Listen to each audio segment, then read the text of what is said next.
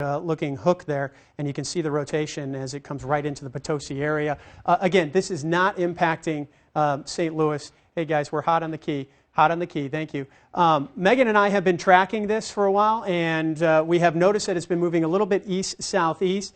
This is not going to impact the St. Louis area, but it's that red box there down to the south. This is no surprise. This is a supercellular storm. It has been around for a couple of hours now. Yeah. It's been producing large hail, anywhere from golf ball to tennis ball to baseball size hail. We've had reported damage to roofs, to cars across Franklin County, across these other counties. So it's a supercell that is now really getting its act together and rotating. Yeah, and when we talk about those reports, thank you. Megan's been doing a good job of bringing us the latest reports of the funnel cloud, the rotation seeing.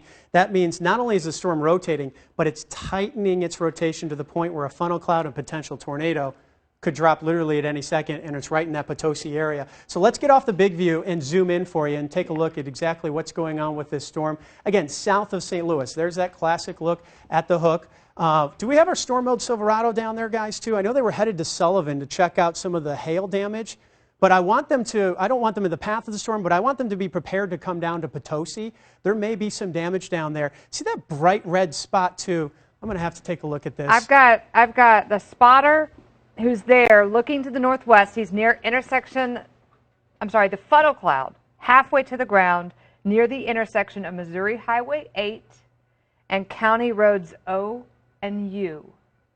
Can you repeat that? Yes. A funnel cloud halfway to the ground near intersection of Missouri Highway 8 and County Roads O and U. Okay. Highway 8, let me reset that, O and U. So there's O, and I wonder if that Veterans Drive might be U. It doesn't matter. It's the same area we've been tracking and on the air with. So bottom line is we're just getting further reports. The reason I wanted to zoom in is you're getting this really bright signature here right on Potosi. That signature sometimes is just further indication of a tornado. I was looking at, there was a product there you were seeing. Sometimes we're analyzing this on the fly. So you saw what looked like some scrambled colors flying through. It's something called correlation coefficient. It was my way of checking to see if we're actually seeing debris in the air. I didn't see a real strong signature of that yet. But when that does happen, it's an indication that something's been hit. The tornado has thrown up something into the air, and the radar beam is picking up the different size of the objects. So I'm going to keep a close eye on that correlation coefficient, but it will be right in this spot. If you're in Potosi, I need you in the basement now. This isn't just Doppler indicated. We have spotters on the ground telling us funnel clouds halfway down to the ground. Law enforcement. It could be on the ground right now. If you're in Potosi, and law enforcement, thank you, Megan, for the heads up on that. She's been doing a great job, too. And just wave me down if you get some new information that you need to mention. I really appreciate it. So if you're in Potosi, need you in the basement, away from windows even when you're in the basement.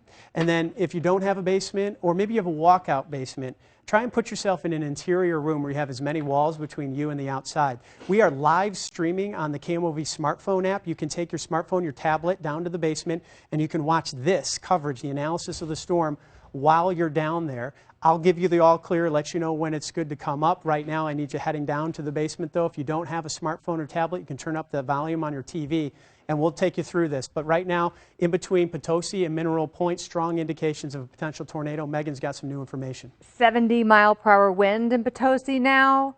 It's unsure if that's actually a circulating wind, but I do have a report of 70-mile-per-hour winds right now in Potosi. It could be rear flank downdraft, which is what would actually help what they're saying. Trigger the tornado on the ground. Yep. So wind is coming around like this, and this is going to be a downdraft wind. See that little bulge right there? That would be the rear flank downdraft. It's just a downdraft that hits the ground, spreads out really fast, and you're going to get hit by really strong winds. When that was over Potosi, it was measuring about 70 miles per hour, you said. Right. That wind is actually what helps trigger a rotating thunderstorm to help produce a tornado and get that rotation down to the ground.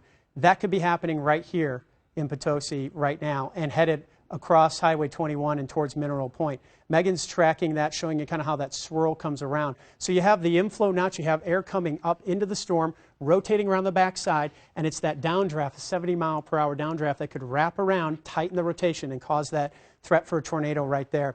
We mentioned how we need you inside, down in the basement right now. If you are up in Laddie, I still want you in the basement. You have the hail core over your area, and you still may have some really strong winds. Up farther, 185 to the northwest, towards that town of Valander in eastern Crawford County, you're in the clear as far as any kind of tornado threat goes. The tornado threat's going to be right here. In fact, let's leave it right there. This is a perfect setup to show you how right around Potosi, this would be where you would get the tornado, and on the north side of it, that's where you get the hail. So as this translates to the east into eastern Washington County, eventually it would move into, this is St. Francis County. This is the border between southern Jefferson right here and northern St. Francis. So right there, Megan's tracking the hail core in about 17 minutes to that Jefferson-St. Francis County border. And then let's track on Potosi where it is now. We hope folks know that they should be in the basement in Potosi right now, but let's give folks a heads up kind of in the longer term here in about 20 minutes, and that's really not that long term as far as trying to prepare. But if you're in Bonne Terre and up and down Highway 67 in northern St. Francis County, that thing's headed your way with the potential still to produce a tornado if it holds its rotation.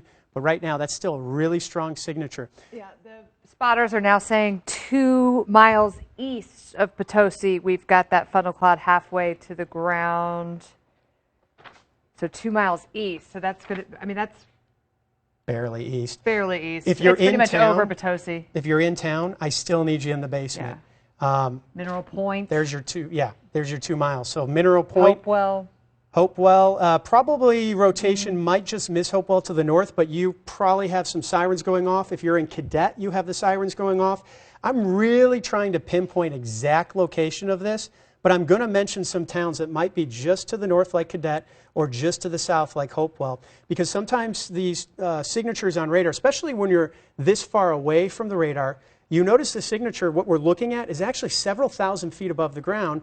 So when that tornado goes down to the ground, it doesn't necessarily go down in a straight drop. It sometimes curls. You've seen pictures of tornadoes are kind of windy, and so they may actually wind their way down to the ground, and that's why I want some of those cities just north and south of the exact spot that I'm pinpointing. Now we're getting that power lines are down in Potosi. Law enforcement reporting power lines down. And Steve, on the left-hand side of our screen, that's storm mode Silverado, right? Okay. And that's headed towards Potosi. So we're going to be on the scene. This is why our crews get dispatched during storms. We don't want to put them in the path of the danger, but what we want is we want to know what happened. How bad is the storm? What does the damage look like? And that's why we're on the road right there. That is just a classic curl in that system. And this is a monster supercell, has a potential to still produce some very large hail. I'm going to show you what's going on here. You've got winds flowing up. You've got inflow winds flowing up into the storm right in here. And then you have the back side of the storm, the downdraft.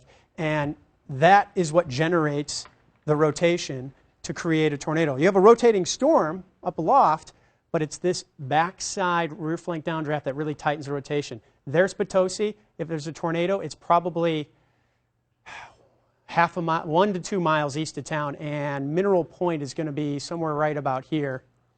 There it is, in Mineral Point now. So east side of town in Potosi, Mineral Point, and that's Highway 8, I believe, and that's where that rotation is in a, not just potential tornado, but there's a high potential, let's say. All right, now we're getting that the roof was blown off of a building at the Lion's Den in Potosi. So we've had power lines down in Potosi, now a roof blown off with funnel clouds halfway to the ground, if not all the way to the ground. And when we get those reports of a roof blown off, that doesn't necessarily mean you had a tornado. Again, the signature on radar is very strong. That could have been that strong backside or rear flank downdraft wind that can also do some damage. So you can have a mixture of both tornadic damage and straight line wind damage. But Potosi's been under the gun with a really strong signature here of a tornado that may have touched down. And if you're in Potosi, that threat's slowly drifting to the east. In fact, now they've extended the tornado warning.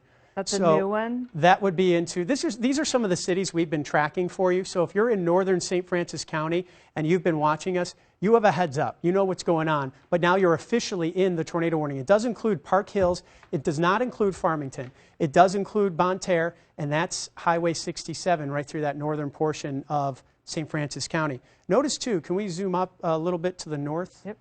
Because there's Festus. DeSoto is going to be somewhere on here, and the